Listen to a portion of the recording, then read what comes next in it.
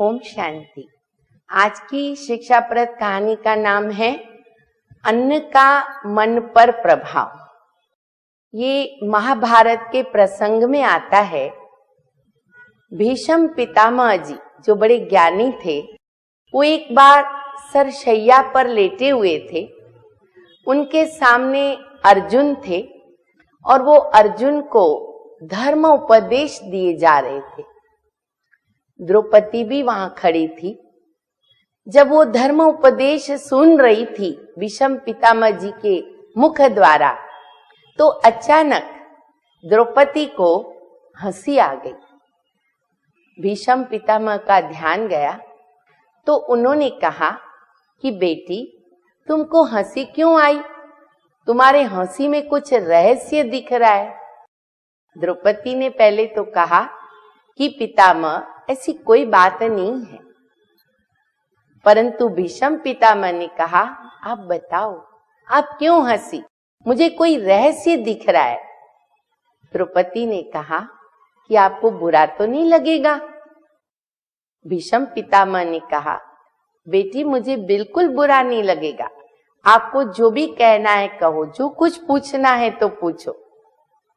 तो द्रौपदी ने कहा कि पितामह, मुझे क्षमा करना, आप इतना सुंदर धर्म उपदेश दे रहे हो, मेरे सामने वो दृश्य आ रहा है जब दुर्योधन की सभा में दुशासन मेरी इज्जत उतारने पर तैयार था, इज्जत उतारी जा रही थी।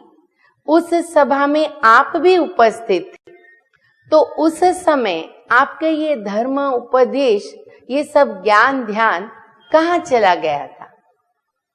तो भीष्म पिता ने हाथ जोड़ करके कहा, बेटी, तुम सही कह रही हो। उस समय मैं दुर्योधन के पापों वाला अन्न खाता था, मेरे पेट में वही अन्न जाता था। इसीलिए मैं चाहते हुए भी, जानते हुए भी उस समय न कुछ बोल सका, न कुछ कर सका। परंतु अब अर्जुन ने तीरों से मेरे उस रक्त को निकाल दिया।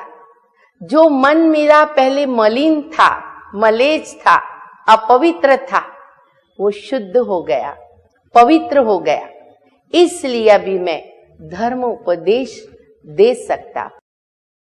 कहने का तात्पर्य यही है, परम पिता परमात्मा की भी यही आज्ञा है कि बच्चे अपने पेट में शुद्ध अन्न स्वीकार कराओ, क्योंकि अन्न का मन के ऊपर बहुत गहरा प्रभाव पड़ता है।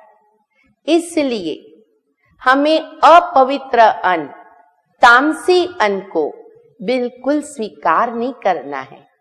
शुद्ध पवित्र अन्न बनाए भी प्रभु की याद में, और जब उसको स्वीकार करें तभी भी प्रभु की याद में करें, जिससे हमारा मन भी शुद्ध होता और जिनको भी हम बना करके खिलाते हैं उनका भी मन शुद्ध हो जाता है।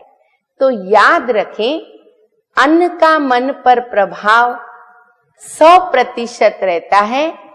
अन्न शुद्ध स्वीकार करें। ओम शांति।